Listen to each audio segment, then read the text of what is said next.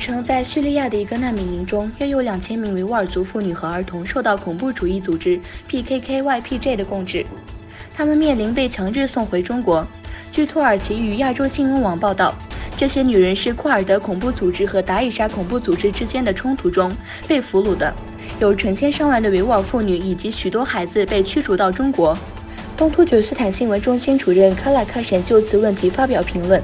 他说：“我们强烈谴责维吾尔族儿童和妇女强制返回中国，不要让无辜的孩子和女人成为国际黑暗游戏的受害者。他们甚至不知道是谁把他们带到了这些剧院。如果他们被送回中国，他们将面临酷刑和监禁。我们呼吁国际社会不要保持沉默。”中国利用面部识别对包括穆斯林维吾尔族人在内的少数民族群体进行大规模侵犯人权行为。微软使用面部数据训练面部识别系统，包括美国军事研究人员和中国各公司使用的面部识别系统，其中包括 SenseTime 和 Magui。正值美国与中国的贸易战越演愈烈之际，路透社独家报道，美国准备向台湾出售价值20亿美元的坦克和其他武器，此举可能激怒北京。美国一名知情官员透露，美国准备向台湾出售20亿美元武器装备，其中包括首次出售美陆军的 M1A2 主战坦克，以及补充供应防空和反装甲武器。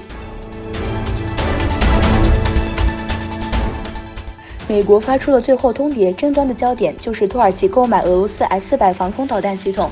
美国五角大楼发出最后通牒，时间是7月31日。到7月31日，土耳其还不取消购买 S-400。在美国培训的 F-35土耳其飞行员将会被驱逐。另一方面，俄罗斯国家技术集团公司首席执行官谢尔盖切梅佐夫说：“我们将在未来2个月内向土耳其交付 S-400。”美国总统特朗普表示，美国和墨西哥已就移民问题达成协议，以避免加征关税。特朗普总统在推特上表示：“我很高兴地通知你，美利坚合众国已与墨西哥签署了一项协议。美国原定周一针对墨西哥实施的关税计划将无限期暂停。”特朗普发推文说，双方很有可能达成协议，如果无法达成协议，墨西哥将在周一开始支付5%的关税。